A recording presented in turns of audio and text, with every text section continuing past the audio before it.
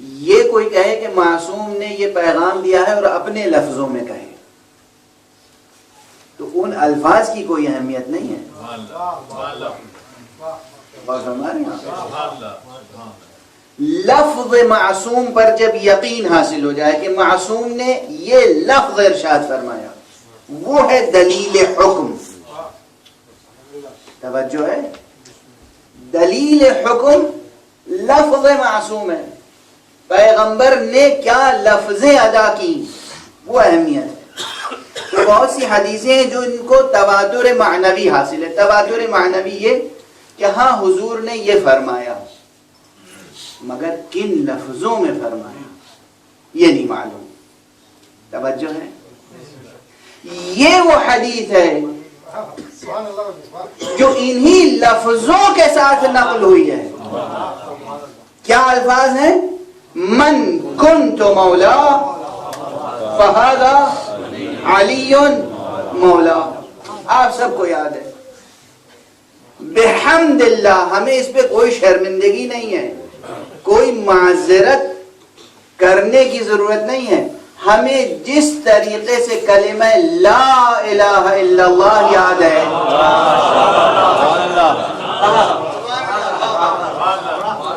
جس طریقے سے کلمہ محمد رسول اللہ یاد ہے, اسی طرح ہمارے بچے کو یہ کلمہ یاد ہے, من کنت مولا فہذا علی مولا. یاد ہے یہ جملہ؟ اس کے معنی کیا ہے؟ لفظ من آتا تو ہے ذوی العقول کے لیے, یعنی ان افراد کے لیے جو صاحبان عقل ہیں, انسان کے لیے, جن کے لیے. لیکن کبھی کبھی اس کا اطلاق تمام موجودات کا احاطہ کرتا ہے. جس طرح ماں, لفظ ماں عربی کا لفظ میم الف ماں, ماں یعنی جو, من یعنی جو. ماں غیر ذوی العقول کے لیے ہے, لیکن کبھی کبھی ذوی العقول کے لیے بھی آتا ہے. توجہ ہے. اسی طرح من ذوی العقول کے لیے مگر غیر ذوی العقول کے لیے آتا ہے. جب پیغمبر فرما رہے ہیں من کنت مولا, میں جس کا مولا ہوں, تو مسئلہ صرف انسانوں تک محدود نہیں رہے گا.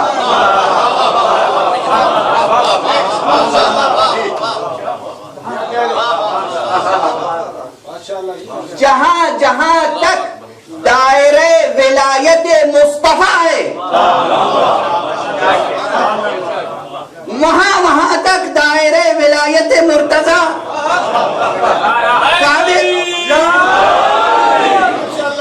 توجہ ہے. اس میں کسی بہت گہری منطق کی ضرورت تو نہیں ہے, کسی فلسفے عرفان کی ضرورت نہیں ہے. سادہ گرامر اگر کسی کو معلوم ہے, زبان اگر کوئی سمجھتا ہے, تو حضور کیا فرما رہے ہیں؟ من کنت مولا, میں جس کا مولا ہوں. جہاں تک پیغمبر کی ولایت عام ہے. اب پیغمبر کی ولایت کہاں تک عام ہے؟ اسے یا مسلمان بتائیں یا قرآن مجید سے دریافت کریں. تاریخ گواہ ہے کہ پیغمبر کا دائرہ ولایت کہاں تک ہے. پیغمبر اگر درخت کو اشارہ, ولایت کے معنی کیا ہیں؟ یہاں پر ٹھہر کے سنیے گا اور آپ اپنے اپنے دلوں کا جائزہ بھی لیجیے گا. یہیں فضائل بھی ہے اور یہیں درس بھی ہے. ولایت میں داخل ہونے کے معنی کیا ہوتے ہیں؟ کیا معنی؟ داخل ہونے کے معنی کیا ہے؟ ہم ولایت امیر المومنین میں داخل ہیں. دعویٰ ہے. دلیل کیا ہے؟ صرف ایک دلیل ہے. نعرہ کبھی دلیل نہیں ہوتا عزیزان گرامی. دعویٰ کبھی دلیل نہیں ہوتا. دعویٰ ہوتا ہے, نعرہ ہوتا ہے. دعویٰ بھی محتاج دلیل ہے، نعرہ بھی محتاج ثبوت ہے۔ عمل وہ ہوتا ہے کہ جو نہ دعوے کی ضرورت ہے نہ نعرے کی ضرورت ہے۔ کسی کی ولایت میں داخل ہونے کے معنی ہے اس کی اطاعت، داخل ہونے کے معنی ہے اطاعت۔ ولایت قبول کرنے کے معنی کیا ہیں؟ اللہ کی توحید قبول کرتے ہیں، آپ کہتے ہیں لا الہ الا اللہ، اس کے بعد مجال ہے کہ آپ کسی بت کے سامنے جا کے سجدہ کریں؟ نہیں ممکن ہے نا۔ ادھر آپ نے سجدہ کیا، ادھر وہ لا الہ الا اللہ کی ولایت سے آپ خارج ہو گئے۔ ادھر سجدہ کیا غیر خدا کو، ادھر لا الہ الا اللہ کی ولایت سے خارج۔ ادھر کسی غیر محمد کو نبی مانا، ادھر محمد رسول اللہ کی ولایت سے خارج۔ اور یہاں لطف یہ ہے کہ اگر محمد رسول اللہ کی ولایت سے خارج ہوئے تو لا الہ الا اللہ کی ولایت سے بھی خود بخود خارج۔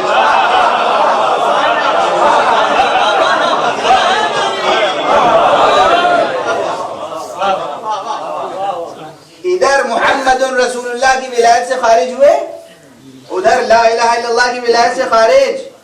توجہ ہے؟ تو ولایت قبول کرنے کے معنی ہے اطاعت، صرف نعرہ نہیں۔ معلوم لا الہ الا اللہ کہہ رہے ہیں اور بیٹھے ہیں کہاں؟ شیو جی کی مورتی کے سامنے بیٹھے ہیں، یا گنیش جی کی مورتی کے سامنے بیٹھے ہوئے، اور ساری وہ عبادتیں بجا لا رہے ہیں جو کافر بجا لاتے ہیں، بت پرست، اور پڑھ رہے ہیں کیا؟ لا الہ الا اللہ۔ یہ لا الہ الا اللہ قبول ہوگا؟ نہ صرف یہ کہ قبول نہیں ہوگا، بلکہ موجب عتاب بھی ہوگا، موجب عذاب بھی ہوگا، عذاب بڑھتا چلا جائے گا۔ تو یہ اس قدر 2-2-4 کی طرح کی بات ہے کہ جس میں کسی کے لیے جائے بحث نہیں ہے۔ ولایت میں داخل ہونے اور ولایت کو قبول کرنے کے معنی ہے اطاعت، ولایت میں داخل ہونے اور ولایت کو قبول کرنے کے معنی ہے عمل۔ توجہ ہے؟ اس لیے کہ لفظ کی یہاں کوئی اہمیت نہیں ہے، معصوم کی طرف سے لفظ کی اہمیت ہے، بندے کی طرف سے عمل کی اہمیت ہے۔ کسی کے پاس زبانی نہ ہو، گونگا ہو، کلمہ ادا کر سکتا ہے، لا الہ الا اللہ پڑھ سکتا ہے، یہ آواز نکال سکتا ہے لا الہ الا اللہ، گونگا ہے؟ گونگا ہے تو کیا جتنے گونگے ہیں وہ سب غیر مسلم ہیں؟ ان کا اسلام ثابت نہیں ہے، ایمان ثابت نہیں ہے۔ بندے کی طرف سے لفظ کی اہمیت نہیں ہے، حقیقت و معنی لا الہ الا اللہ سمجھ میں آ جائیں اور سجدے میں جھک جائے بس وہ مومن، چاہے زبان سے لا الہ الا اللہ کہے یا نہ کہے، جب پورے وجود سے لا الہ الا اللہ کہہ رہا ہے تو پھر زبان سے لا الہ الا اللہ کی اہمیت کہاں ہے؟ لا الہ الا اللہ زبان سے صرف اس سے مطلوب ہے جس کے پاس زبان ہو اور زبان آزاد ہو۔ توجہ ہے، زبان ہو، زبان آزاد ہو، زبان بھی مکلف ہو۔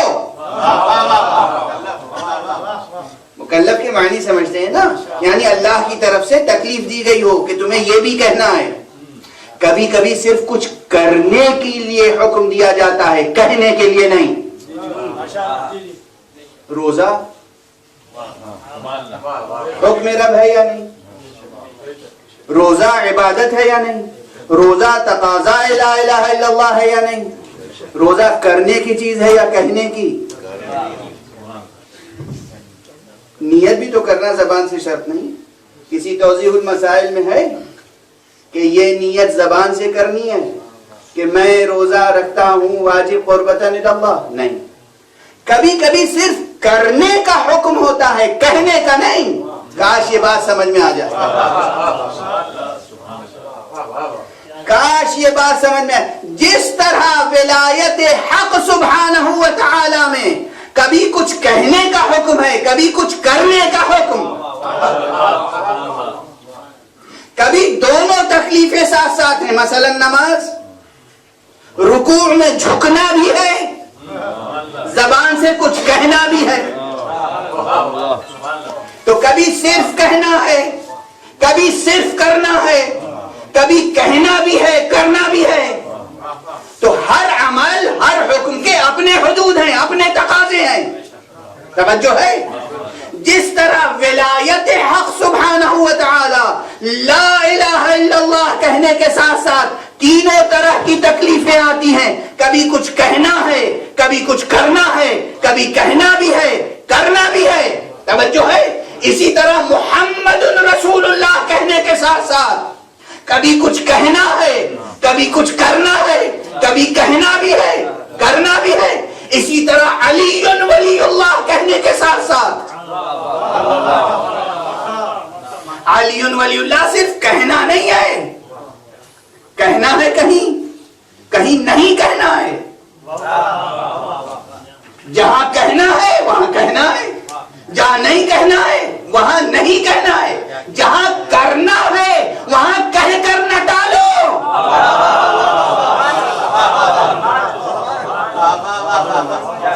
جہاں کرنے کا تقاضا ہے وہاں کچھ کر کے دکھاؤ. جہاں کرنے کا حکم ہے وہاں کچھ عمل سامنے آنا چاہیے. بہرحال خلاصہ اس بحث کا یہ ہے کہ ولایت کو قبول کرنے اور ولایت کے داخل ہونے کی پہچان صرف ایک ہے، وہ ہے اطاعت، عمل. پیغمبر کی ولایت کا دائرہ کہاں کہاں تک ہے؟ درخت کو اشارہ کیا، آ گیا. اور صرف یہی نہیں کہ آ گیا، یہ روایت کسی اور نے نہیں نقل کی ہے. امیر المؤمنین علی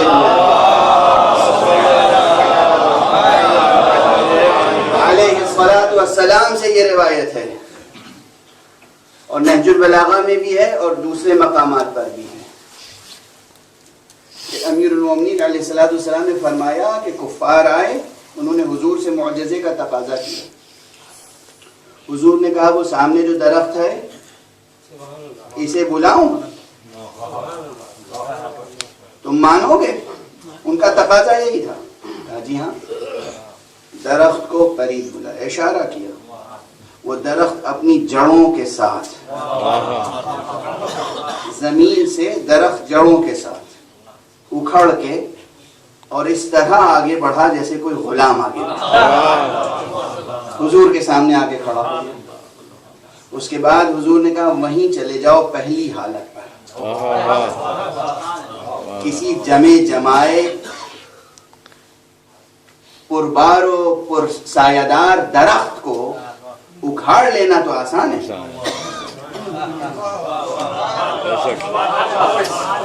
لیکن پھر اسی طرح پہلی شکل و صورت پہ پہنچ جاؤ.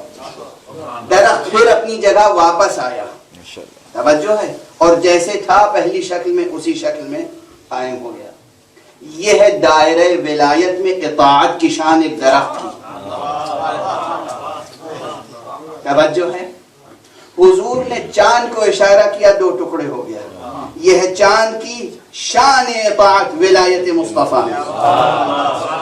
حضور نے سورج کو اشارہ کیا اور سورج پلٹ آیا. یہ ہے سورج کی شان اطاعت ولایت مصطفیٰ میں.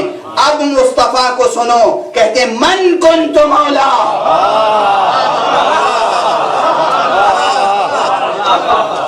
من کنت مولا فہذا علی مولا.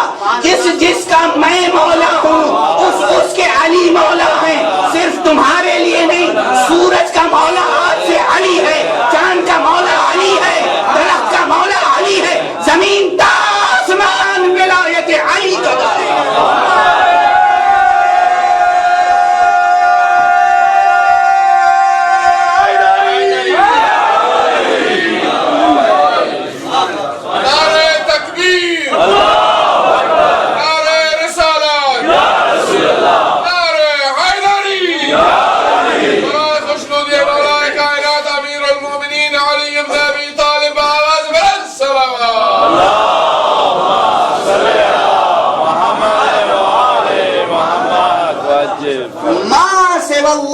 کچھ ہے.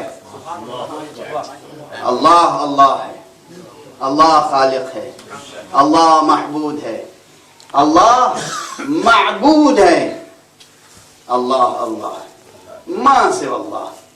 اللہ کے بعد جو کچھ ہے دائرہ ولایت مصطفیٰ میں, اور جو کچھ دائرہ ولایت مصطفیٰ میں ہے وہ سب دائرہ ولایت مرتضیٰ میں. اور ہمارے یہاں یہ غلطی اسی دن ہو گئی تھی, پہلے دن نہیں سمجھے لوگ یہ نقطہ. بخن بخن کہنے والے یہ نقطہ نہیں سمجھے. انہوں نے صرف اتنا کہا کہ بخن بخن لک یا ابن ابی طالب, اے ابو طالب کے فرزند مبارک ہو کہ آج سے آپ تمام مومنین و مومنات کے بھی مولا ہو گئے اور میرے بھی مولا ہو گئے. ایک بات ان کی سمجھ میں نہیں آئی, لیکن ایک بات ہماری سمجھ میں آ گئی. ان کی سمجھ میں یہ بات نہیں آئی کہ دائرہ ولایت علی ابن ابی طالب صرف انسانوں تک محدود نہیں ہے. انسان, جن, تمام جمادات, تمام نباتات, تمام حیوانات, تمام ملائکہ, تمام فرشتے محکوم علی ابن ابی طالب. یہ ہے دائرہ ولایت علی ابن ابی طالب. یہ کوئی مبالغہ نہیں ہے, یہ کوئی شاعری نہیں ہے, یہ نص قول پیغمبر ہے صلی اللہ علیہ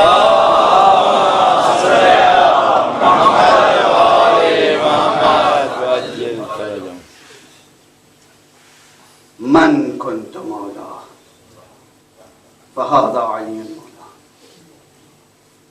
اور اسی کے ساتھ ساتھ ظاہر ہے کہ یہ تو صرف ایک فقرے سے بات نکل آئی جب میں نے کہا کہ وقت اپنی رفتار سے آگے بڑھو, مگر ہم جس کی ولایت میں ہیں وقت اس کا محکوم ہے. چونکہ میں نے کہہ دیا تھا وقت اس کا محکوم ہے, تو اب یہ دلیل پیش کرنا ضروری ہے. ضرورت تھی کہ دلیل پیش کروں کہ وقت محکوم علی ہے, وقت محکوم علی ہے. اور جب وقت محکوم علی ہے,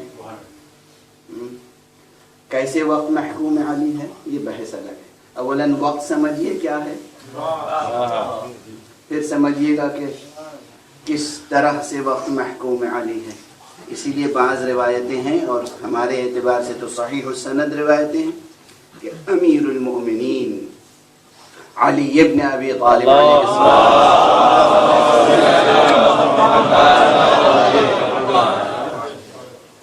کے لیے 2 مرتبہ سورج پلٹا ہے. ایک مرتبہ حیات پیغمبر میں دعائے پیغمبر سے, دوسری مرتبہ بعد پیغمبر دعائے امیر المومنین. اور یہ دوسری مرتبہ سورج کا پلٹانا اس لیے ضروری تھا تاکہ یہ ثبوت فراہم ہو جائے کہ من کنت مولا فہذا علی مولا. دلیل قائم ہو جائے کہ اگر پیغمبر کی دعا سے سورج پلٹا تھا تو علی کی دعا سے بھی سورج پلٹا.